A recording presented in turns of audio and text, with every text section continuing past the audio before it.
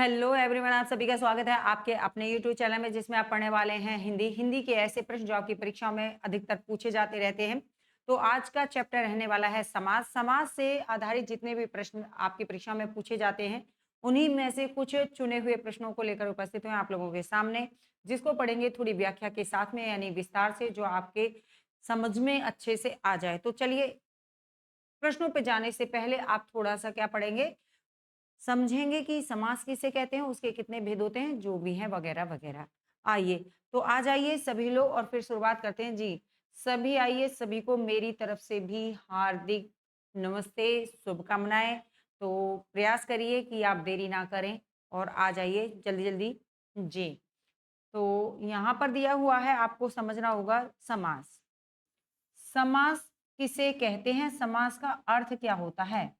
तो समास का अर्थ क्या होता है बच्चे, तो समास का अर्थ होता है संक्षेप करना। संक्षेप करना, ठीक है। क्या कहलाता है, समास कहलाता है। कह सकते हैं संक्षिप्तीकरण या संक्षेप करना। समास कहते किसे हैं, अब ये समझिए, ये तो था समास का अर्थ। तो समास का अर्थ होता है संक्षेप कर देना, किसी वाक्य को छोटा कर देना, ठीक है जी।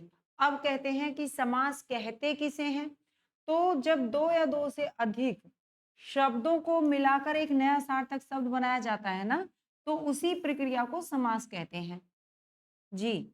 यह एक तरह से शब्दों को जोड़कर छोटा करने का तरीका है, जिससे भाषा में संक्षिप्तता आती है, यानी कि ज्यादा ना बोलना पड़े, कम बोलना पड़ता है। चलिए आगे बढ़ते हैं जी। समास के मुख्य भाग दो होते हैं बच्चे। समास के मुख्य दो भाग होते हैं। आगे नंबर 1 पे आप जानेंगे कि समास के जो मुख्य भाग हैं वो कौन कौन से हैं। तो नंबर 1 होता है समस्त पद, ठीक है। और नंबर 2 होता है समास विग्रह। तो समस्त पद किसे कहते हैं ये समझिए। तो समास प्रक्रिया द्वारा बनने वाले शब्दों को समस्त पद कहा जाता है। समास की प्रक्रिया द्वारा जो शब्द बनाए जाते हैं उन्हें क्या कहा जाता है, उन्हें समस्त पद कहते हैं या सामासिक पद कहते हैं। आपकी परीक्षाओं में कई बार पूछा गया है समस्त पद या सामासिक पद कहते किसे हैं, ठीक है। तो जो संक्षेप कर दिया जाता है ना, वो शब्द समस्त पद होता है या उसे सामासिक पद कहते हैं जी। जैसे गंगा जल राजपुत्र, तो ये कैसे शब्द है, तो आप कहेंगे ये समस्त पद हैं। कैसे पद हैं, समस्त पद हैं। अगर इन्हीं पदों को आप क्या करते, इनको कर देते यहां पर गंगा का जल, गंगा का जल। अब ये इतना बड़ा वाक्य था, ठीक है, गंगा का जल। अब इसको संक्षेप कर दिया तो गंगा जल हो गया। ऐसे ही राजा का पुत्र, राजपुत्र हो गया, राजा का पुत्र, ठीक है। अब ये इतना है राजा का पुत्र, अब राजा का पुत्र को क्या बोल दिया, राजपुत्र कह दिया।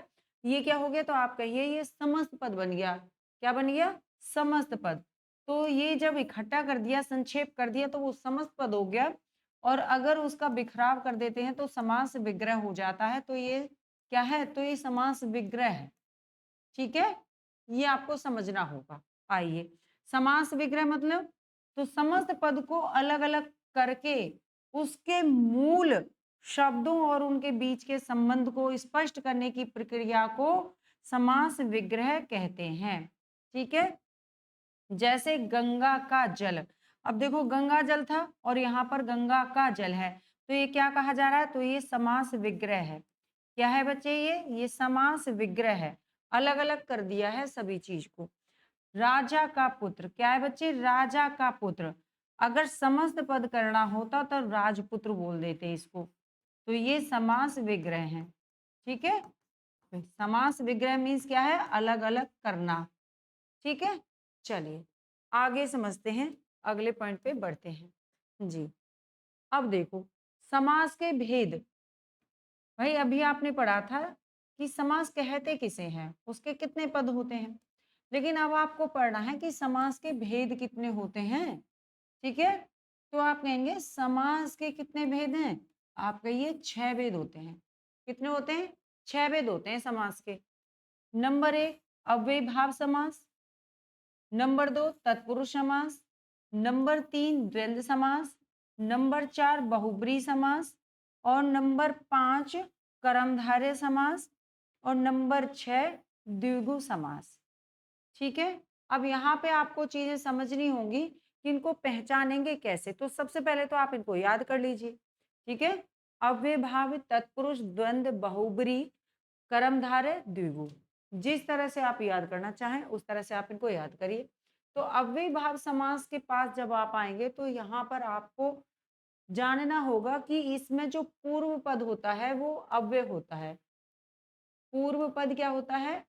अव्यय होता है या उपसर्ग होता है अव्ययभाव में। ठीक है, ये आपको याद रखना है और इसी से आपके पूरे प्रश्न हल होंगे। आइए, तत्पुरुष समास किसे कहते हैं? तो इसका दूसरा पद यानी उत्तर पद प्रधान होता है। अब देखो कई बार परीक्षा में पूछा भी जाता है कि समास में कितने पद होते हैं।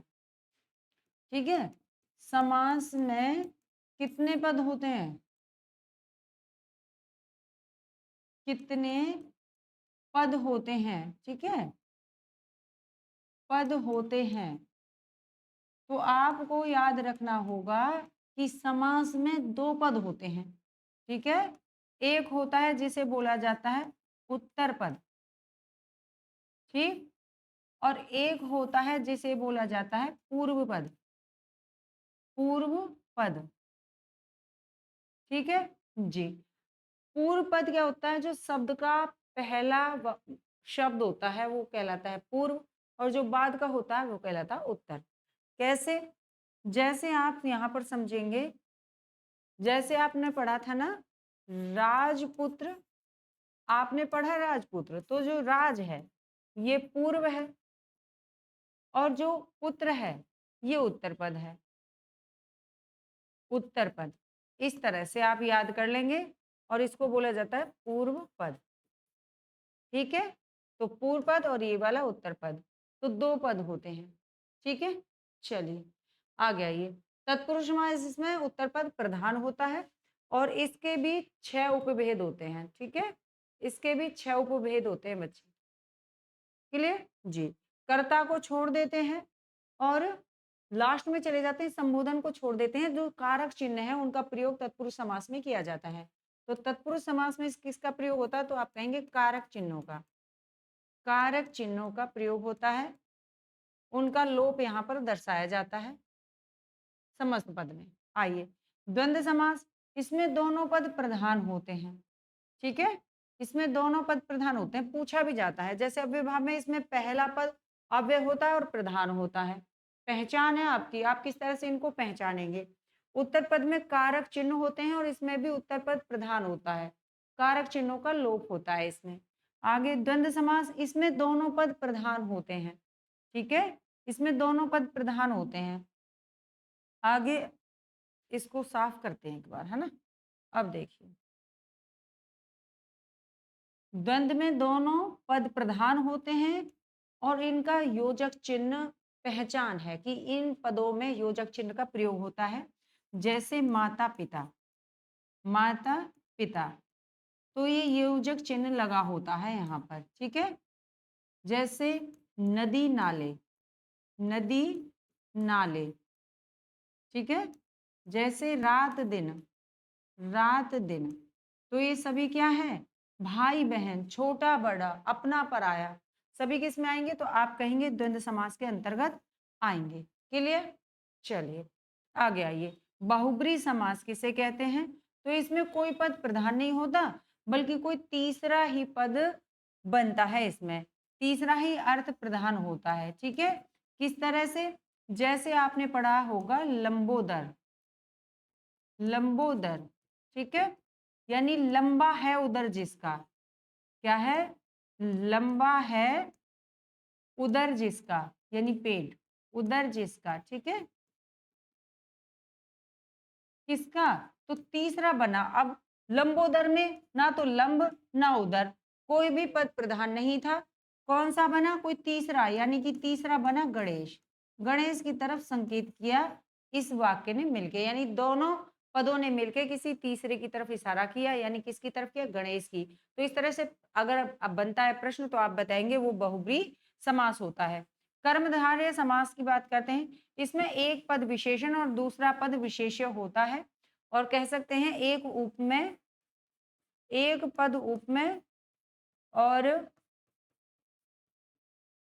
दूसरा पद उपमान भी होता है। ठीक है, दोनों में से कोई भी हो सकता है। तो जहां पे तुलना की जाएगी वहां पे उपमेय और उपमान होंगे, और जहां पे विशेषता बताई जाएगी वहां विशेषण और विशेष्य का प्रयोग होगा।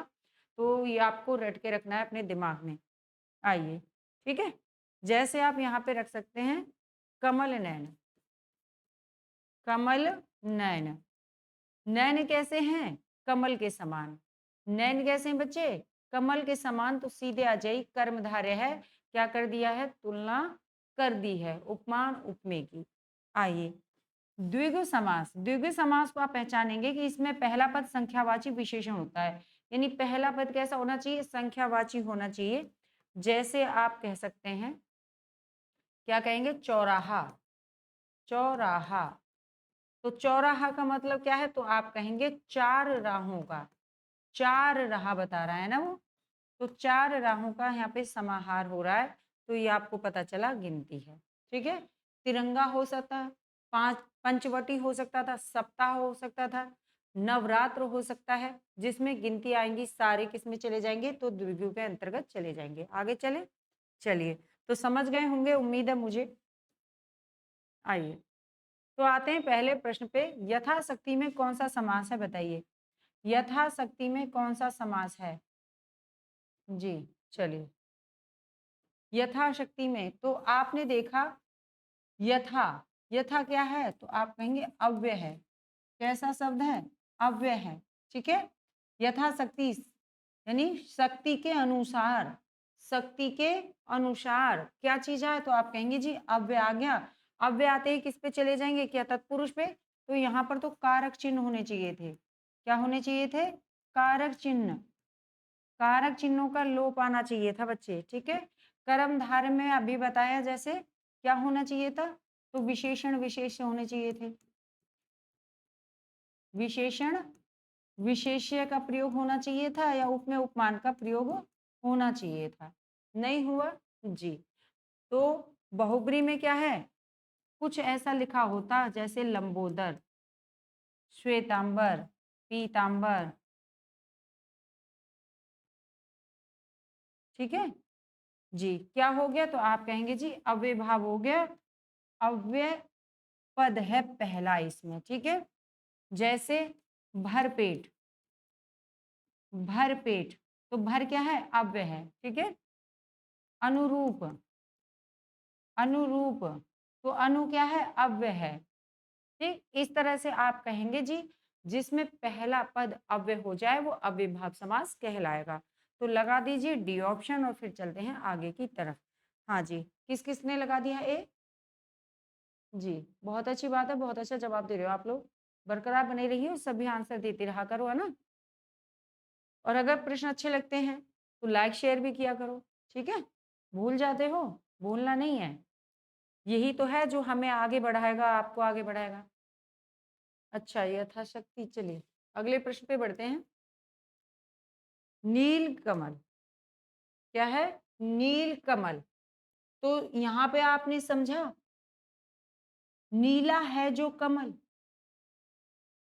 कमल कैसा है? नीला है। क्या बताई गई है? तो आप कहेंगे विशेषता बताई गई है। कमल कैसा है? नीला। ठीक है, तो ये क्या हुआ? तो आप कहेंगे जी कमल की विशेषता, यानी कि ये विशेषण है, और कमल क्या है? विशेष्य है। ठीक है, तो विशेषण विशेष्य अगर बता दिया तो किस में चला गया?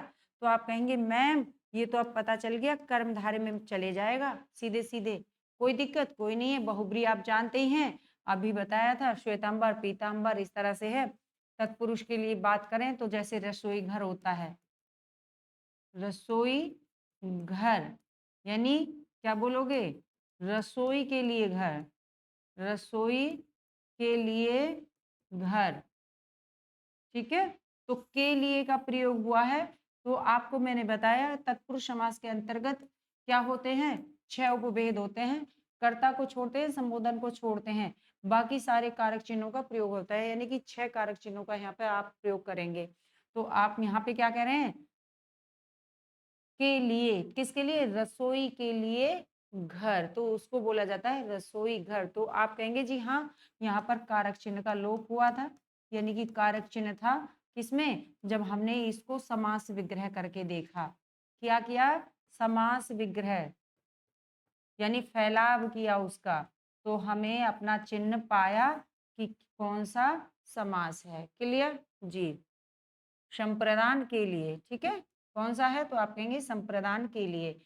द्विगु, आप द्विगु, आप तुरंत याद रखिए, द्विगु, दो चीजें एक जैसी हैं, द्वंद्व और द्विगु। द्वंद्व में दोनों पद समान होते हैं, जैसे माता पिता से आप जोड़ के रखिए। द्विगु में आप कहिए गिनती, द्विगु यानी ग से गिनती, क्या याद रखोगे, गु यानी ग से गिनती, तो जहां पे आपको गिनती गिननी पड़े वो द्विगु समास हो जाएगा। समझ गए, कोई दिक्कत नहीं, चलिए आगे जी। तो कर्मधारय आप समझ गए हैं, आगे आइए जी। चौराहा में कौन सा समास है, बताओ, चौराहा, अब बताइए, अब बताइए चौराहा में कौन सा है, तो चार राहों का समाहार है, चार राहों का समाहार, ठीक है। तो कितनी है, चार हैं, तो चार गिनती आते ही तुरंत कहाँ जाएंगे, भाई गिनती किस में है, द्विगु में, तो आ जाइए कहाँ पर है, तो आप कहेंगे ये रहा आपका आंसर, ठीक है जी। बताइए, कोई दिक्कत, कोई दिक्कत नहीं है, ढेर सारे हैं इसमें, क्या है, तो आप तिरंगा कहेंगे तो 3 आ गया पहले, हाँ, पंचवटी कहिए तो 5 आ गया, ठीक है। इस तरह से तत्पुरुष समास को बताया मैंने, 6 कारक चिन्ह होते हैं, 6 कारक चिन्हों का प्रयोग इसमें किया जाता है, ठीक है। कर्ता नहीं होता है, कर्म से होता है, कर्म को, ठीक है, करण से, संप्रदान के लिए,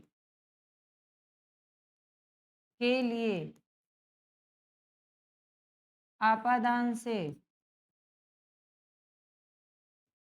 आपादान से अलग होने के लिए, ठीक है, संबंध,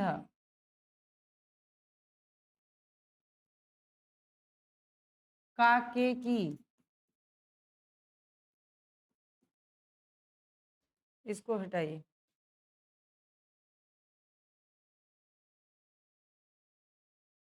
ठीक है। तो हाँ जी, इस तरह से आपको ये याद रखने हैं, है ना, इस तरह से आपको ये याद रखने हैं। और छठा क्या है, अधिकरण, क्या है, अधिकरण, अधिकरण में क्या आता है, तो आप कहिए मैं, पर, पे, ठीक है।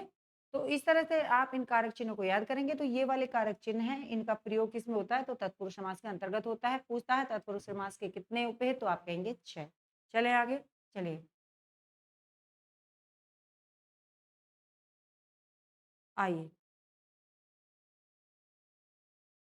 राजपुत्र में कौन सा समास है, बताइए, राजपुत्र में, तो क्या समझे हो अभी तक, जल्दी जल्दी बताओ मुझे, क्या समझे थे अभी तक जी, बताओ क्या समझे थे। तो आप कहेंगे कि राजा का पुत्र होता है राजपुत्र, माने क्या होता है बच्चे, तो आप कहेंगे राजा का पुत्र, ठीक है, राजा का पुत्र है, तो क्या चीज है, तो आप यहाँ देखेंगे का चिन्ह का लोप होता है, किसका लोप होता है, का चिन्ह का लोप हो रहा है यहाँ पे, तो किस में जाएंगे, तत्पुरुष में जाएंगे, द्विगु में जाएंगे, कर्मधारय में जाएंगे, कि द्वंद्व में, अगर द्वंद्व में जाते तो भाई बहन जैसा कुछ होता है ना, भाई बहन, और क्या लगा होता, योजक चिन्ह लगा होता, कर्मधारय होता तो विशेषण विशेष्य होते, क्या होते, विशेषण और विशेष्य का प्रयोग हुआ होता, ठीक है। द्विगु में आते तो क्या होती, गिनती होती, कैसी गिनती, जैसे पंचवटी, ठीक है जी। तो क्या है, तो आप कहेंगे जी तत्पुरुष संबंध है, तत्पुरुष समास है, संबंध का के की क्या है बच्चे? तो आप कहेंगे संबंध का के की, रा रे री ना ने नी, तो कौन सा कारक चिन्ह? तो आप कहेंगे संबंध कारक चिन्ह का प्रयोग हुआ है। ठीक है, चलिए अगर विभक्ति पूछता है तो विभक्ति भी याद कर लेना। पाप पुण्य, अब यहाँ पे बताओ पाप पुण्य, तो आप कहेंगे जी पाप पुण्य में क्या दिख रहा है? योजक चिन्ह दिख रहा है, और आपके जो ये होते हैं ना द्वंद, इनमें विलोम भी आ जाते हैं। ठीक है, क्या आ जाते हैं? विलोम भी आ जाते हैं। आइए, हाँ जी, लिंग वाले भी आते हैं। क्या आते हैं? विलोम का विलोम जैसे, और लिंग शब्द भी। तो क्या द्वंद होगा? तो आप कहेंगे हाँ जी द्वंद होगा, क्योंकि इसमें योजक चिन्ह है और दोनों पद समान होते हैं, दोनों पद प्रधान होते हैं, द्वंद में प्रधान होते हैं, और बीच के योजक चिन्ह का लोप हो जाता है। ठीक है जी, तो पापू ने दिख रहा है जी, दिख रहा है। गिनती नहीं होंगी क्योंकि गिनती होनी चाहिए। तिरंगा मैं याद करा के ही दम लूंगी आप लोगों को। गु से गिनती। तत्पुरुष समास में क्या होता है? तो आप कहेंगे कारक चिन्हों का लोप होता है, कारक चिन्ह। ठीक है, कितने में? तो 6। कर्मधारय में तो विशेषण विशेष्य, विशेषण विशेषण विशेष्य। ठीक है, भूलोगे तो नहीं? बताइए, कमेंट करिए। नहीं भूलेंगे। आइए तो आगे आइए, राजकुमार में कौन सा समास है बताइए? राजकुमार में तो क्या कहोगे आप इसको? भाई ये रखा, इसको बोला जाता है समस्त पद, इसको बोला जाता है समस्त पद। ठीक है, और एक होता है समास विग्रह, समास विग्रह।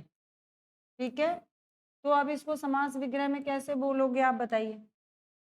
समास विग्रह में ये तो समस्त पद है, समास विग्रह में कैसे कहोगे? तो आप कहोगे राजा का कुमार। क्या कहोगे? राजा का कुमार। कौन है बच्चे? तो राजा का कुमार है, तो कौन सा चिन्ह है? तो आप कहेंगे संबंध। कौन सा कारक? संबंध। संबंध, और संबंध में क्या आता है? तो आप कहेंगे का के की रा रे री ना ने नी सब आते हैं। ठीक है जी, संबंध हो गया है। चलिए, तो इसका मतलब आप समझ गए कि इसको विग्रह करने पे आपको क्या मिला? तत्पुरुष समास मिला। ठीक है, द्वंद नहीं है, क्योंकि द्वंद होता तो क्या होता? तो आप कहते बहन भाई, और योजक चिन्ह का आप प्रयोग कर रहे होते। बहुब्री में आप क्या कहोगे? तो बहुब्री में आप कहोगे नीलकंठ। क्या कहोगे? नीलकंठ कहोगे। क्या कहोगे बच्चे? पीतांबर कहोगे, पीतांबर कहोगे, पीला है अंबर जिसका। कर्मधारय में तो विशेषण विशेष्य है। भूल के दिखाना मेरी क्लास को, कैसे भूल जाओ आप लोग, एक बार पढ़ने तो आओ जी। विशेषण विशेष्य। ठीक है, चलिए हाँ जी, क्या लगा दिया आप लोगों ने? बहुत अच्छी बात है। चलिए आगे बढ़ते हैं अगले प्रश्न की तरफ। आइए, देशभक्ति में कौन सा समास है? देशभक्ति में कौन सा समास है बच्चे बताइए? तो द्वंद आप जानते हैं, द्वंद आप जानते हैं योजक चिन्ह होता है, योजक चिन्ह का प्रयोग होता है। जानते हैं कि नहीं? जानते हैं। ठीक है जी, द्विगु आप जानते हैं ग से गिनती, गिनती है ना, गिनती होनी चाहिए। कैसी गिनती होनी चाहिए? नवरत्न, नवरत्न, नवरत्न यानी कि 9, नव माने 9 की गिनती है। ठीक है, अव्ययी भाव समास में आप जानते हैं पूर्व पद क्या होना चाहिए? पूर्व पद अव्यय होना चाहिए, अव्यय या उपसर्ग। ठीक है, अव्यय क्यों होने चाहिए? जो लिंग वचन कारक के अनुसार बदलते नहीं है, ज्यों के त्यों बने रहते हैं, तो वो किस में आते हैं? अव्यय भाव समास के अंतर्गत आ जाते हैं। चलिए, तो देशभक्ति ये तो समस्त पद है बच्चे, ये क्या है? तो ये समस्त पद लिखा हुआ है। अब आपको अगर नहीं पता चलता है तो इसको करिए विग्रह, समस्त पद को समास विग्रह बनाइए, समास विग्रह बनाओ। अब समास विग्रह में क्या बनाओगे ये बताइए जी? तो देश के लिए भक्ति, देशभक्ति की क्या बनेगी? तो आप कहेंगे देश के लिए भक्ति, देश के लिए भक्ति है ये तो, ठीक है जी। किसके लिए भक्ति है? देश के लिए भक्ति है। तो बताइए क्या जाएगा? तो आप कहेंगे ये कारक चिन्ह है। ये क्या है बच्चे? तो आप कहेंगे कारक चिन्ह है। कारक चिन्ह का प्रयोग हुआ है। अब कारक चिन्ह का प्रयोग हुआ है तो कहाँ जाएंगे? तो आप कहेंगे तत्पुरुष ही तो है ऐसा जिसमें कारक चिन्हों का प्रयोग हो रहा है। ठीक है, कितने कारक चिन्हों का? तो 6 कारक चिन्ह। ठीक है जी। कौन का प्रयोग नहीं किया है? तो इसमें कर्ता का चिन्ह जो है उसका प्रयोग नहीं है और संबोधन का चिन्ह उसका प्रयोग नहीं है। ठीक है, 2 नहीं है और 6 का प्रयोग किया गया है। समझ गए बात को? कोई दिक्कत? कोई नहीं। चलिए तो लाइक करिए, शेयर करिए और आगे बढ़िए। जी। हाँ जी, बहुत अच्छी बात है, बहुत अच्छा आप लोग जवाब दे रहे हैं और इसी तरह मेरे साथ बने रहिए। जी, आइए अगले प्रश्न को देखते हैं। सत्याग्रह शब्द में कौन-सा समास है बताइए? सत्याग्रह, तो क्या द्वंद्व समास है? बताओ, क्या द्वंद्व समास है? जी, क्या द्वंद्व है? तो आप कहेंगे जी इसमें योजक चिन्ह सा नहीं दिख रहा। योजक चिन्ह का प्रयोग तो दिख नहीं रहा है। ठीक है, नहीं दिख रहा तो आप कहिए कि ये तो है नहीं। ठीक है जी। सत्याग्रह लिखा हुआ है, सत्य प्लस आग्रह लिखा हुआ है तो द्विगु समास है। आप कहेंगे जी गिनती है इसमें? क्या गिनती है? तो आप कहेंगे जी नहीं है। ठीक है जी। आइए, सत्याग्रह से ऐसा लग रहा है कि ये बहुब्री समास है, तत्पुरुष समास है। जल्दी बताइए जी, जल्दी बताओ। सत्याग्रह। हम्म, जल्दी जल्दी बताओ।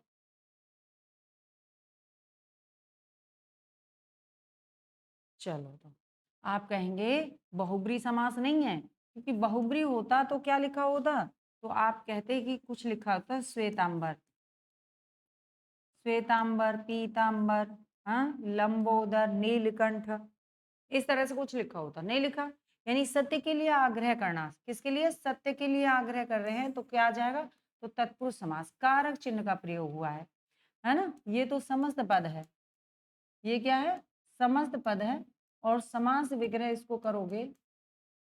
ठीक है, समास विग्रह करिए तो क्या होगा?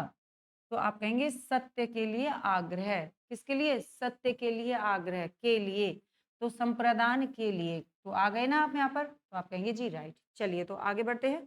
आपको आपका जवाब मिल गया और आप लोगों ने भी बहुत अच्छा जवाब दिया। परमेश्वर में कौन सा समास है बताइए? परमेश्वर में, जी जल्दी बताओ। परमेश्वर में कौन सा समास है? बताओ। हाँ, सब अरे आप लोगों को अपने-अपने जवाब तो देते ही रहने हैं ना। आप सब लोगों को अपने-अपने आंसर करते रहने हैं।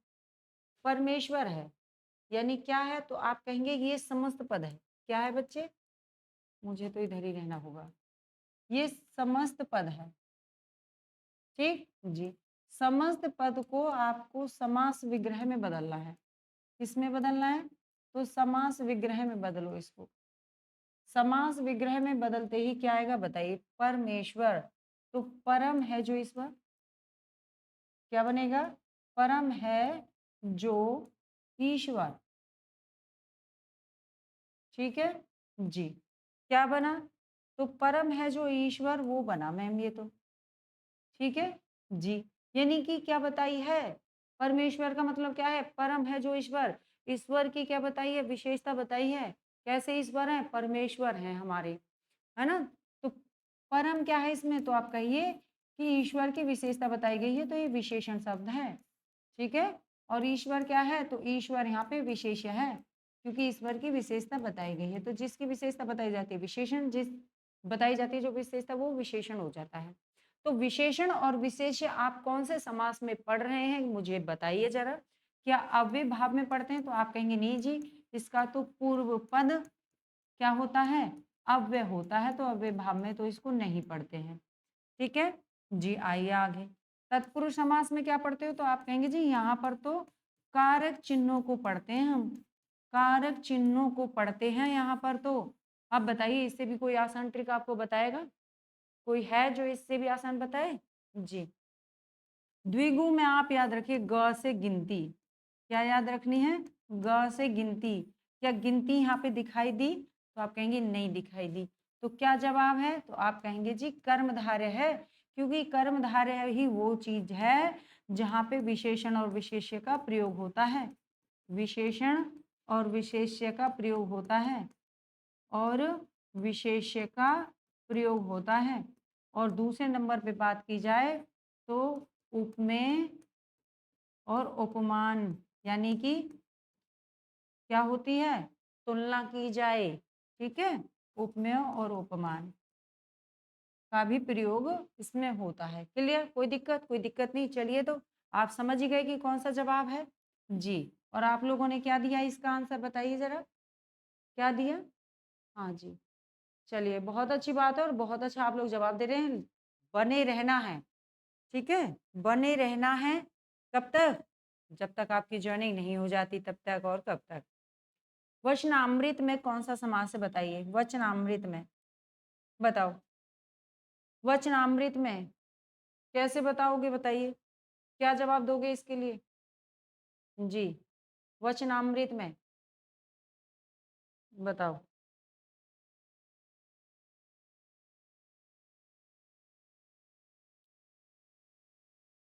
आइए, आपने देखा यहाँ पर, आपने देखा कि समस्त पद में क्या लिखा हुआ है, वचनामृत लिखा हुआ है, ठीक है जी। समस्त पद में क्या लिखा है, वचनामृत लिखा है। आपने किया समास विग्रह, ठीक, आपने किया इसका समास विग्रह। आपको पता चला वचनामृत का मतलब होता है वचन कैसे हैं, अमृत के जैसे, अमृत के समान, ठीक है। वचन कैसे हैं, अमृत के समान।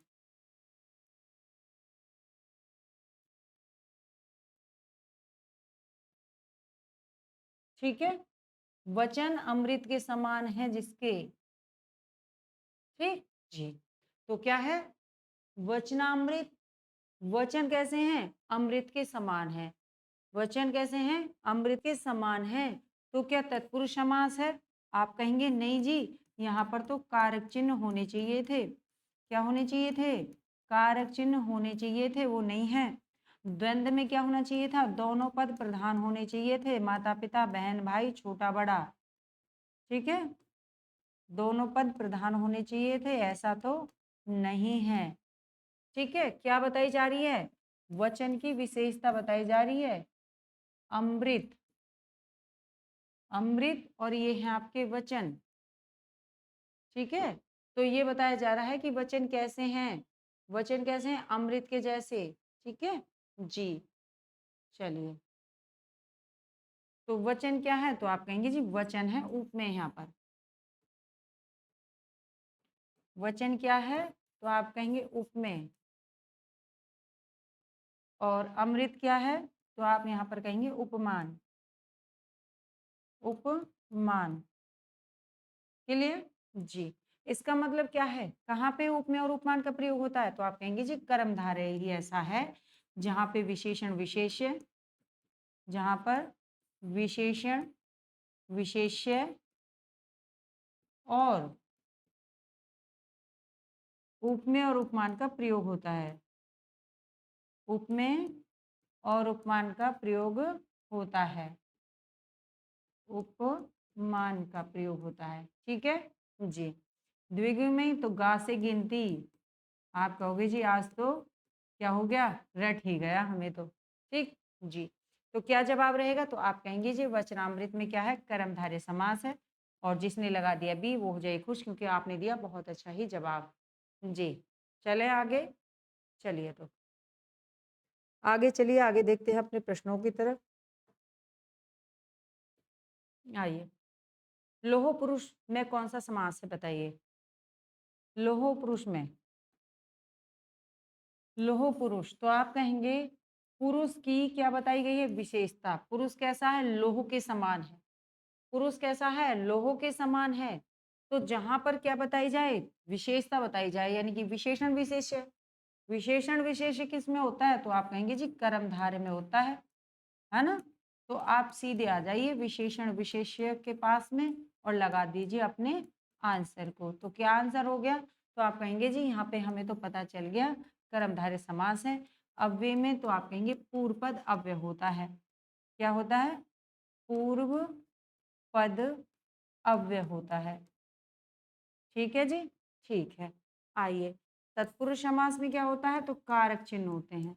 क्या होते हैं, कारक चिन्ह होते हैं मैम यहाँ पर। तो चलिए, तो बहुब्री में क्या होता है, तीसरा पद की, यानी कि दोनों पद प्रधान नहीं होते। कहेंगे आप, क्या कहेंगे, दोनों ही पद प्रधान नहीं होते, इसमें प्रधान नहीं होते हैं, है ना।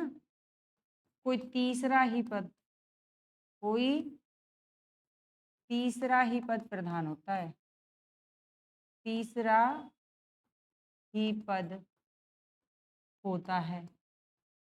ठीक है जी, तो क्या जवाब मिला, तो आप कहेंगे जी बी ऑप्शन हो गया। कोई दिक्कत, कोई दिक्कत नहीं। चलिए अगले प्रश्न की तरफ। तिरंगा में कौन सा समास है, बताइए बच्चे। तिरंगा, हाँ, विजयी विश्व तिरंगा प्यारा, झंडा ऊंचा रहे हमारा, इस झंडे की शान ना जाने पाए, चाहे जान भले ही जाए। आ जाइए, तो तिरंगा में कौन सा समास है, तो आप कहेंगे तिरंगा यानी तीन रंगों का समाहार हुआ है, तीन रंगों का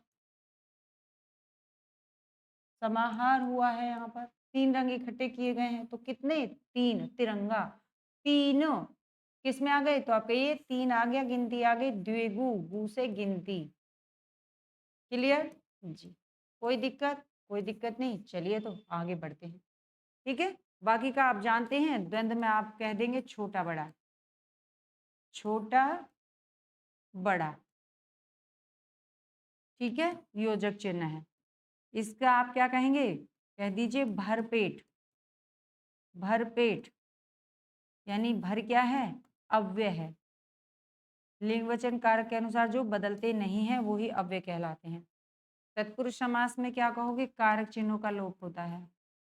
ठीक है, कारक चिन्हों का लोप होता है, का लोप होता है, लोप होता है। बार बार क्यों लिख रहे हैं पता है हम, जिससे आप लोग जो भी नए आते जाते जा रहे हैं उनको ये सारी चीजें क्लियर हो जाएं। सब सोचना पड़ता है जी। चलिए आइए आगे। चवन्नी में कौन सा समास है, बताइए। चवन्नी, चवन्नी किसे कहते हैं, चवन्नी जानते हो।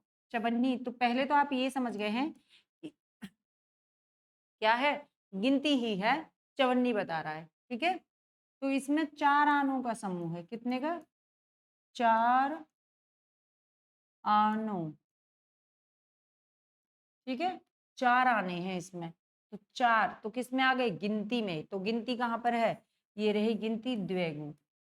ठीक है जी, ये रही गिनती द्विगु, पंचवटी पांच हो जाएंगी। ठीक, ट्रिक याद करनी है आपको, तो बस इसमें क्या आनी है, गिनती आनी है गा से। तत्पुरुष समास में कारक चिन्हों का लोप होता है। ठीक है जी, बहुब्री में तीसरा पद प्रधान होता है, द्वंद्व में दोनों पद प्रधान होते हैं, जैसे रात और दिन, और योजक चिन्ह का प्रयोग होता है इसमें। आइए जी, बेहतरीन जवाब दे रहे हो आप लोग जी, बेहतरीन। त्रिभुवन में कौन सा समास है, चलिए इसका जवाब दीजिए। त्रिभुवन में कौन सा समास है, जल्दी बताइए। अब बहुत सरल है, बताएंगे नहीं हम। ये समस्त पद रखा है, इसको समास विग्रह कर देना। क्या कर देना, समास विग्रह कर देना, और आप अपना जवाब मुझे दे देना। तो मैं इसका जवाब नहीं दूंगी क्योंकि अभी हमने दिया था, आप समझ गए होंगे इसके लिए आपको क्या जवाब देना है। चलिए आगे बढ़ते हैं, इसका कमेंट आप करिए। चलो आइए, नवरत्न किस समास का उदाहरण है, बताइए। नवरत्न अब बताइए, नवरत्न क्या बता रहा है, नवरत्न कितने रत्न है बच्चे, वो 9 रत्न है। कितने हैं, 9 रत्न है ना। तो 9 है तो किस में आ गया, तो आप सीधे आ जाइए किस में, गिनती में आ जाइए। कितने रत्न है, तो 9 है। क्लियर, चलिए आगे, आगे चलिए। आइए, अन्न जल, अन्न जल, जलपान, छोटा बड़ा, नदी नाले, रात दिन, बहन भाई, अपना पराया, दुख सुख, किसमें, तो इतने सारे किसमें आएंगे, तो आप यहाँ पर कहेंगे इसको देख के पता चल रहा है मैम कि योजक चिन्ह का प्रयोग हुआ है। और योजक चिन्ह किसमें होता है? तो आप कहेंगे जहाँ दोनों पद प्रधान होते हैं, यानी द्वंद्व। क्योंकि योजक चिन्ह इसलिए लगाया जाता है कि ये दोनों ही पद प्रधान हैं। ठीक है जी? ठीक है, इसमें कोई छोटा या बड़ा नहीं है, ये वो बता रहा है। तो ये क्या हो गया? तो आप कहेंगे जी द्वंद्व हो गया। बहुब्री में क्या बताओगे? तो आप कहोगे दोनों पद मिलकर किसी तीसरे पद की तरफ इशारा कर देते हैं, वो बहुब्री समास होता है। प्रश्न पूछता है जैसे कई बार, तो आप कहेंगे इसमें कोई पद प्रधान नहीं होता है। द्विगु में तो आप कहेंगे जी इसमें गिनती होती है, इसमें गिनती होती है। तत्पुरुष में आप कहेंगे कि कारक चिन्हों का प्रयोग होता है। ठीक है? कारक चिन्ह तो आपको याद रखना ही होगा, कारक चिन्ह। ठीक है? चलिए आगे बढ़े, आगे आइए अगले प्रश्न की तरफ। गौरी शंकर शब्द किस समास का उदाहरण है बताइए? गौरी शंकर। अब ये जरूरी नहीं है कि आप कहें जी गौरी शंकर ऐसा लिखा है, योजक चिन्ह का प्रयोग नहीं है, तो ये आपका जो आंसर है वो आंसर नहीं रहेगा, ऐसा नहीं है, बदलेगा नहीं कुछ भी। तो गौरी शंकर क्या बहुब्री समास है? क्या बहुब्री समास? आप कहेंगे नहीं जी। आइए, कर्मधारय किसी की विशेषता बताई गई है? गौरी शंकर आप कहेंगे जी नहीं, किसी की विशेषता नहीं बताई गई। ठीक है? गौरी शंकर समस्त पद बनाइए, इसका समास विग्रह करिए, क्या बनेगा? गौरी के लिए शंकर? नहीं जी, ऐसा नहीं बनेगा, यानी कि इसमें ना तुलना ना समानता कुछ भी नहीं हुई। क्या है? तो आप कहेंगे गौरी शंकर द्वंद्व समास है बच्चे। और गौरी शंकर में योजक चिन्ह नहीं है, तो इसका मतलब ये नहीं है कि वो क्या नहीं है, द्वंद्व के अंतर्गत नहीं आता है। तो गौरी शंकर। ठीक है? राधा कृष्ण, राधा कृष्ण, शिव पार्वती। ठीक है? ये ना लगे हों तब भी चलता है। हर बार आपको दिखाई नहीं देंगे, आपको ऐसे देखना होगा, गौरी और शंकर इस तरह से। क्लियर? कोई दुविधा, दिक्कत कुछ है? कुछ नहीं है, चलिए तो आगे। आगे आइए, आगे बढ़ते हैं अपने प्रश्न की तरफ। अपना पराया, यहाँ तो दिख गया, है ना? यहाँ तो दिख गया, फिर क्या है? यहाँ पे बिना समय गवाए आगे बढ़ते हैं। अपना पराया आपने देखा जी योजक चिन्ह का प्रयोग हुआ है, आ जाइए तो सीधे-सीधे द्वंद्व पे आ गए। ठीक है? दोनों पद प्रधान क्या होते हैं? दोनों पद प्रधान होते हैं। ठीक है जी? दोनों पद प्रधान होते हैं। गा से गिनती होती हैं। ठीक है जी? गा से गिनतियाँ होती हैं। तत्पुरुष समास में कारक चिन्हों का लोप होता है, कारक चिन्हों का लोप। ठीक है? जी। बहुब्री समास में कोई तीसरा पद प्रधान होता है, जैसे नीलकंठ। अब जो नीलकंठ है ना, ये कर्मधारय में भी आता है बच्चे और बहुब्री में भी आता है। चलिए, आगे बढ़ते हैं। हानि लाभ, अब ये तो आप बता ही दोगे, है ना? एक जैसे आ गए, हानि लाभ तो क्या है? योजक चिन्ह लगा हुआ है। क्या हो जाएगा? तो सीधे आ जाइए द्वंद्व की तरफ और बिना समय गवाए चलते हैं आगे की तरफ, आ जाइए। जी, बेहतरीन आप लोगों ने दे दिया, आपने कहा जी बड़ा आसान आ गया। हाँ? चलिए, यथाशक्ति दोबारा आ गया क्या? हाँ जी, दोबारा आ गया। यथाशक्ति में बताइए क्या है? जी, तो आप कहेंगे जी यथा जो है वो लिंगवचन कारक के अनुसार बदलता नहीं है, इसलिए अव्यय है। और अव्यय है तो ये क्या है? तो आप कहिए ये अव्ययभाव समास के अंतर्गत आ जाएगा। तो ये आ गया। ठीक है? यहाँ पे आपको क्या याद रखना है? गा से गिनती। जो भी नया बच्चा आ रहा है नोट कर लेना, गा से गिनती। आइए, अगले प्रश्न पे चलते हैं। महात्मा में कौन-सा समास है बताइए? महात्मा में कौन-सा समास है? जी, महात्मा। तो महान है जो आत्मा, विग्रह करने पे क्या बनेगा? तो आप कहेंगे महान है जो आत्मा। इसका मतलब आप समझे? आप समझे। महान है जो आत्मा, ठीक है? यानी कि आत्मा की क्या बताई गई है? विशेषता बताई गई है। आत्मा की क्या बताई गई है बच्चे? विशेषता बताई गई है। तो ये किस में चला जाएगा? तो आप कहेंगे जी जहाँ विशेषण विशेष्य होते हैं वहाँ कर्मधारय होता है, यानी कि ए ऑप्शन लगा दीजिए। ठीक है? ए ऑप्शन लगा दीजिए। विशेषण विशेष्य कहाँ पे रहते हैं? तो आप कहेंगे कर्मधारय में। ठीक है जी? ठीक है। कोई दिक्कत? कोई दिक्कत नहीं, आ जाइए। गा से यहाँ पे गिनतियाँ होती, है ना? गिनतियाँ होती, पंचवटी, नवरत्न, नवरात्र, ठीक है? जी। तत्पुरुष में तो आप कहते कारक चिन्ह। कारक चिन्हों का प्रयोग, यही रट के रखना है बस। आइए, द्वंद्व में दोनों पद प्रधान, दोनों पद प्रधान, ठीक है जी, ठीक है। चलिए, तो जवाब तो आपको मिल ही गया है, कर्मधारय। आगे आ जाइए। सप्ताह में कौन सा समास है बताइए? सप्ताह में, सप्ताह में कौन सा समास है बताओ? सप्ताह में बताइए। तो सप्ताह से क्या पता चल रहा है आपको? 7, है ना? 7 पता चल रहा है? जी हाँ, सप्ताह से क्या पता चल रहा है? 7। तो 7 दिनों का जहाँ पे समाहार हो रहा है वो क्या है? सप्ताह। और सप्ताह में आता है 7। तो 7 आता है यानी कि आती है गिनती, और गिनती आती है तो किस में चला जाता है? तो आपके द्विगु में चला जाता है, राइट? आगे बढ़े, चलिए, तो कोई दिक्कत नहीं है, अगले प्रश्न की तरफ बढ़ते हैं। गोबर गणेश, गोबर गणेश यह किस समास का उदाहरण है ये बताना है। तो गोबर गणेश का मतलब क्या होता है? उसको आप क्या करेंगे? विग्रह जब करेंगे ना, तो आपको पता चलेगा गोबर गणेश का मतलब क्या होता है। तो विग्रह करिए, विग्रह करने से आपको पता चला कि गोबर गणेश का मतलब होता है गोबर से निर्मित गणेश। क्या रहेगा? तो आप यहाँ पर इसके लिए कहेंगे गोबर से निर्मित गणेश, ठीक है? गोबर से निर्मित यानी बने, है ना? निर्मित गणेश, ठीक है जी। तो जो से है, तो आप कहेंगे गोबर से, यानी गोबर क्या है? तो साधन है, साधन। अब साधन है का मतलब क्या है कि ये से क्या है? तो एक कर्ण, कौन सा चिन्ह है? कर्ण, कर्ण से वाला चिन्ह है यहाँ पर, ठीक है जी। तो संबंध तत्पुरुष है, संप्रदान है, करण है या अधिकरण है? तो आप कहेंगे संबंध का तो होता है काके की, काके की रारे री नाने नी। संप्रदान के लिए होता है, क्या होता है बच्चे? तो आप कहेंगे संप्रदान के लिए होता है चिन्ह। कारक चिन्ह की बात कर रहे हैं हम, किसकी बात कर रहे हैं बच्चे? कारक चिन्ह की बात कर रहे हैं हम, ठीक है जी। कर्ण से, यहाँ पर मिला आपको से, ये कौन सा से है? तो ये साधन, साधन है जिसके द्वारा कार्य को संपन्न किया जाता है, ठीक है जी। आइए, अधिकरण, अधिकरण में आप कहेंगे, अधिकरण में मैं पर पे, मैं पर और पे, ठीक है जी। तो आपको यहाँ पर ध्यान देने होंगे ये बातें, ठीक है? ये बातें आपको यहाँ पे ध्यान देनी है। कर्म एक क्या रह गया? तो कर्म रह गया है यहाँ से। कर्म में कौन सा कारक चिन्ह रहेगा? तो कर्म को, ठीक है। और क्या रह गया है? आपादान रह गया है। क्या रह गया? अपादान।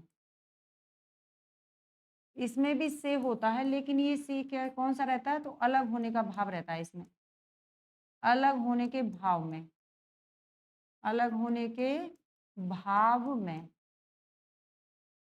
ठीक है जी, ठीक है। तो क्या पता चला? तो आप कहेंगे गोबर से निर्मित, तो साधन कहाँ है? तो कर्ता ने कर्म को करण से, किससे? करण से, तो करण से, ठीक है। राम कलम से लिखता है, राम कलम से लिखता है। पूछ रहा है कि कौन सा समास है इसमें, या कौन से कारक चिन्ह का प्रयोग हुआ है बताइए। तो क्या बताओगे कौन से कारक चिन्ह का प्रयोग हुआ? तो आपने देखा कलम से लिखता है, राम किससे लिखता है? कलम से लिखता है, किससे? कलम से लिखता है। तो आप कहेंगे कौन सा आ गया? तो करण, करण तत्पुरुष, ठीक है। कौन सा चिन्ह है? करण तत्पुरुष है, अपादान नहीं कहेंगे। क्यों नहीं कहेंगे? क्योंकि अलग होने के भाव में है ये, तो किसमें है? अलग होने के भाव में है। इसके लिए उदाहरण किस तरह से होता? पथ भ्रष्ट, इसके लिए उदाहरण होता पथ भ्रष्ट, इस तरह से, यानी कि पथ से भटक गया है वो, पथ से अलग हो गया है, पथ से भटका हुआ, ठीक है जी। तो इसके लिए तो ये वाला रहेगा, और करण के लिए ये वाला, क्योंकि ये क्या है? यहाँ पे साधन है, राम कलम से लिखता है जिसके द्वारा कार्य को संपन्न किया जाता है। क्लियर? चलिए, आपको आपका आंसर मिल ही गया है। आगे बढ़ते हैं अगले प्रश्न की तरफ। परीक्षा केंद्र में इनमें से कौन सा समास है बताइए? तो परीक्षा केंद्र, तो परीक्षा केंद्र को क्या बोलते हो बच्चे आप? ये इस तरह से रह लेते तो भी काम चल रहा था, ये योजक चिन्ह लग गए हैं, ठीक है। तो परीक्षा केंद्र से क्या कहेंगे? तो आप बोलोगे परीक्षा केंद्र का, जब आप पूरा विग्रह करोगे ना, इसको खोल के मैं पूछूं भाई बताइए परीक्षा केंद्र का मतलब क्या होता है, तो आप कहेंगे परीक्षा के लिए केंद्र। यही तो होता है भाई, केंद्र किसके लिए बनाए गए हैं? तो परीक्षा के लिए बनाए गए केंद्र। तो आप बोलेंगे हमसे कि मैम परीक्षा के लिए केंद्र, ठीक है। परीक्षा के लिए केंद्र, तो किसके लिए हैं? तो आपने कहा मैम परीक्षा के लिए, तो के लिए, ठीक है जी। बस यही चीज नोट करनी है अब आपको। तो के लिए किस में आएगा बताइए? आपादान तत्पुरुष में, तो आपादान में तो आप कहिए से चिन्ह होना चाहिए था, अलग होने के भाव में। किसमें? अलग होने के भाव में, होने का भाव, ठीक है जी। अलग होने के भाव में होना चाहिए था, जैसे बताया था पथभ्रष्ट, ठीक है जी। संप्रदान तत्पुरुष, तो संप्रदान में आप कहेंगे संप्रदान के लिए, किसके लिए? संप्रदान के लिए, परीक्षा के लिए। तो बिल्कुल आपको आपका जवाब तो मिल गया। तो क्या रहेगा? तो आप कहेंगे जी सी ऑप्शन यहाँ पे राइट हो जाएगा, ठीक है, सी राइट होगा। अधिकरण में कौन सा चिन्ह आएगा? तो अधिकरण में पर पे आएगा। अधिकरण में क्या आएगा? तो मैं पर पे आएगा बच्चे, मैं पर, ठीक है जी। तो इस तरह से आपको क्या करना है? अपने सवालों को ध्यान से पढ़ना है और ध्यान से इनके जवाब देने हैं। पूछता है इस तरह से ही, कई बार पूछा हुआ है। आइए 2021 में यूपीएसआई में पूछा हुआ प्रश्न। आओ, ऋण मुक्त में कौन सा समास है बताइए? ऋण मुक्त, तो ऋण मुक्त देखो, ऋण मुक्त आपने किसी से ऋण लिया है ना, जब तक आप उसका ऋण नहीं चुका देते तब तक आप क्या है? उसके कर्जदार है, उसके ऋणी हैं। और अगर आपने उसका ऋण चुका दिया तो आप क्या हो गए? ऋण मुक्त हो गए, यानी कि ऋण से अलग हो गए। तो अलग होने का भाव, ऋण मुक्त क्या है? कि आप ऋण से मुक्त हो गए हैं, आपने उनका ऋण चुका दिया, उनके ऋणी नहीं हैं। तो क्या बनाया आपने? तो आप यहाँ पर मुझसे कहेंगे मैम इसका जो विग्रह बनेगा वो बनेगा ऋण से मुक्त। क्या बनेगा? ऋण से मुक्त, से मुक्त हो गया है वो, किससे? ऋण से मुक्त हो गया, अलग हो गया। तो अलग होने का ये से वाला चिन्ह क्या है? अलग होने का भाव दर्शा रहा है कि नहीं? अलग होने का भाव दर्शाया? आप कहेंगे हाँ दर्शाया। अलग होने का दर्शाया तो किसमें होता? अपादान, अपादान से अलग होने का भाव। लिख दो अपादान, राइट, अपादान, अलग, इस तरह से। आइए, तो करण में क्या है? तो आप कहेंगे ये तो साधन वाला से है ना, ये तो साधन है, इससे कार्य को संपन्न किया जाता है। जैसे सीता हाथ से खाती है, किससे खाती है? हाथ से। तो हाथ से खाती है, तो यहाँ पर आप कह सकते हैं करण है, ठीक है, साधन है वो जी। आइए, आपादान तत्पुरुष, बिल्कुल ये वाला से अलग होने का भाव है। ये वाला से क्या है? अलग होने का भाव दर्शाता है, ठीक है जी। तो इसका मतलब है ऋण से मुक्त हो गए, बी ऑप्शन लगा दीजिए। अब आप ऋणी नहीं रहे हैं।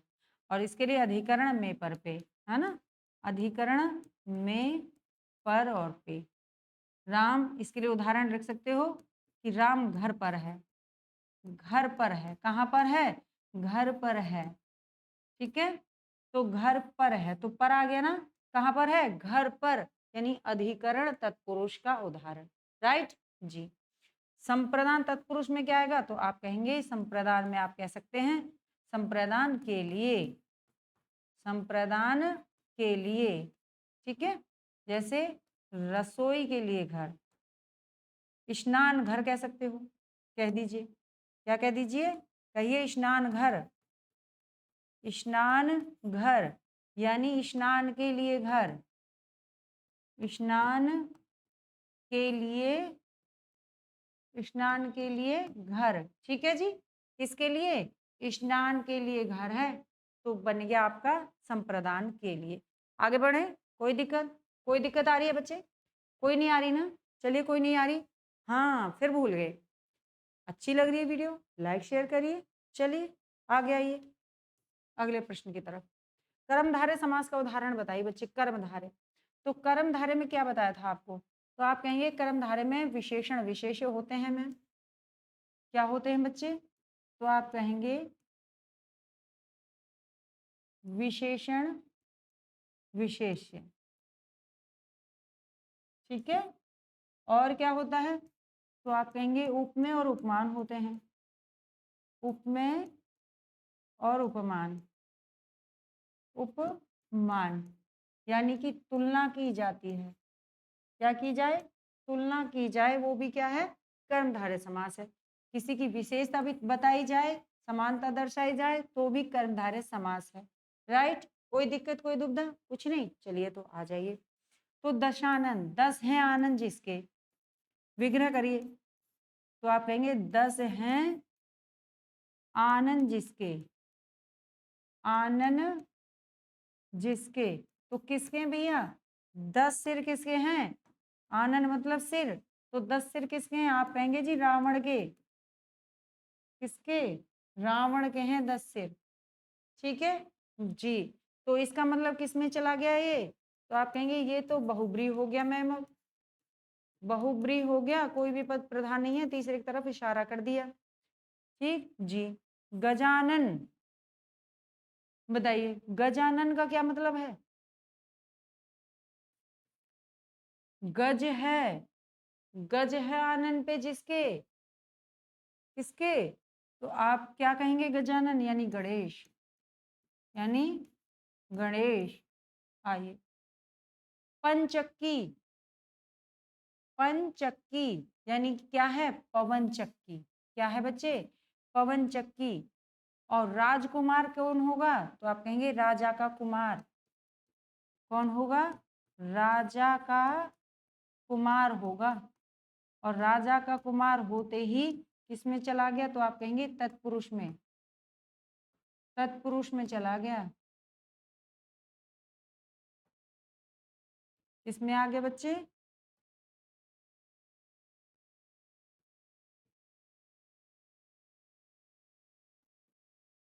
तत्पुरुष में आ गया, ठीक है जी। संबंध काके की, तो कर्मधारय कैसी चक्की है? पंचक्की है। तो चक्की की विशेषता क्या बताई? पंचक्की यानी पवन चक्की। क्या कहोगे? पवन और चक्की, ठीक है जी। तो पवन चक्की, चक्की कैसी है? पवन की। कैसी है? पवन की चक्की है। तो यानी कि ये विशेषण हो गया, ये क्या है? विशेषण। और चक्की क्या है? तो जिसकी विशेषता बताई जाती है वो विशेष होता है। तो विशेषण विशेष का प्रयोग किस में हुआ? तो आप यहाँ पर कहेंगे पंचक्की में हो गया मैम। अब हो गया है तो लगा दीजिए, सी ऑप्शन राइट हो गया आप लोगों को, ठीक है जी। चलिए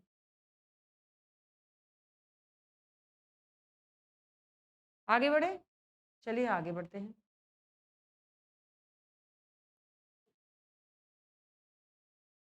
कर्मधारय समास का उदाहरण है, बताइए। कर्मधारय समास का उदाहरण बताइए बच्चे। नीलकंठ, ध्यान में मग्न, हस्तलिखित हाथ से लिखित, ध्यान में मग्न, हाथ से लिखित, ठीक है। काली मिर्च, मिर्च कैसी है बच्चे? काली। तो काली की क्या बताई गई है? मिर्च की क्या बताई गई? विशेषता। तो मिर्च क्या है? तो विशेष्य। मिर्च क्या है? विशेष्य। और काली क्या है? विशेषण। भाई मिर्च काली है, ठीक है जी। अब जब ये दोनों चीज जिसमें आ जाएंगी वो क्या कहलाएगा? विशेषण विशेष है, कर्मधारय समास। क्या कहलाएगा बच्चे? कर्मधारय समास कहलाएगा। नीलकंठ, अब अगर ये काली मिर्च नहीं होती ना तो नीलकंठ को कह देते, नीला है कंठ जिसका, इस तरह से। पर अभी फिलहाल ये बहुब्री में चला गया। ठीक है, बहुब्री समास, नीला कंठ किसका? शिव का। क्लियर? कोई दिक्कत? कोई दिक्कत नहीं। ध्यान में मग्न, तो देखो ध्यान में मग्न क्या हो गया है? तो आप कहेंगे अधिकरण में पर पे। हस्त से लिखित यानी हाथ से लिखित, तो ये तत्पुरुष हैं। ये क्या है? ये तत्पुरुष समास है बच्चे दोनों। ठीक है, ये हाथ से लिखित है, से कर्ण। आइए आगे बढ़े। पीआरटी में पूछा गया है, केवीएस के में, नीलकंठ फिर से आ गया क्या? तो नीला है कंठ जिसका, बताइए बच्चे। कर्मधारय समास कैसे पढ़ोगे? तो आप कहोगे विशेषण विशेष्य में पढ़ेंगे मैम, विशेषण और विशेष्य और विशेष्य, उपमेय और उपमान में पढ़ना है। द्विगुणी समास में तो गिनती पढ़ेंगे आप, गिनती क्या कहते हैं? ये तो शॉर्ट में है, तो आप कहेंगे पूर्व संख्या, संख्यावाची विशेषण, वाची विशेषण। ठीक है जी। आइए अव्ययभाव में क्या कहोगे? पूर्व पद, पूर्व पद अव्यय होता है, पूर्व यानी कि पहले वाला पद। ठीक है जी। तो नीला है कंठ जिसका, किसका? शिव का। तो क्या हो जाएगा? तो समझ ही गए हैं, दोनों पद प्रधान नहीं थे, तीसरे का नाम लेना पड़ा, बहुब्री समास हो गया। ठीक है जी। बिहार प्राइमरी टीचर 2023 में आया हुआ है और यूपीएसआई में भी 2021 में पूछा हुआ प्रश्न है, और यूपीएसआई में 2021 में है, दोनों शिफ्टों में है। चलिए आगे बढ़े। आइए, कूप मंडूक में किस समास की योजना है? बताइए। कूप मंडूक बहुब्री समास है, द्वंद्व समास है, तत्पुरुष समास है। तो बहुब्री समास, दोनों पद प्रधान नहीं होते, दोनों पद प्रधान नहीं होते, कह सकते हैं कोई पद प्रधान नहीं होता।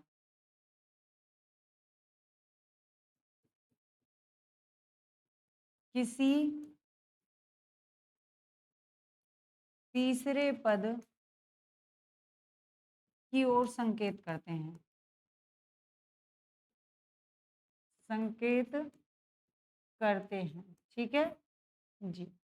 आइए, द्वंद्व समास, दोनों पद प्रधान होते हैं, दोनों पद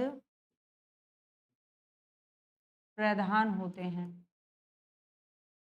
ठीक है जी। और योजक चिन्ह का प्रयोग होता है, योजक चिन्ह का प्रयोग होता है, पहचान रखिए। तत्पुरुष समास में कारक चिन्हों का प्रयोग होता है,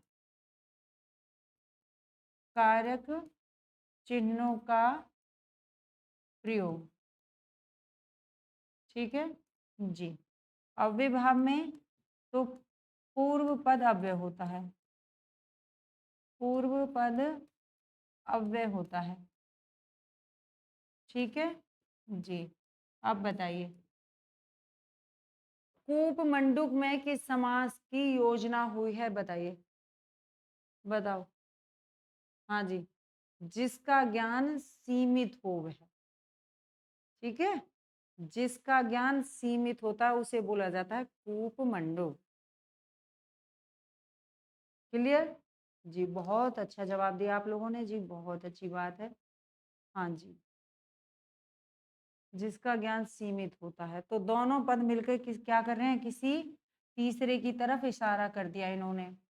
कूप मंडूक यानी कि जिसका ज्ञान सीमित होता है, जिसका ज्ञान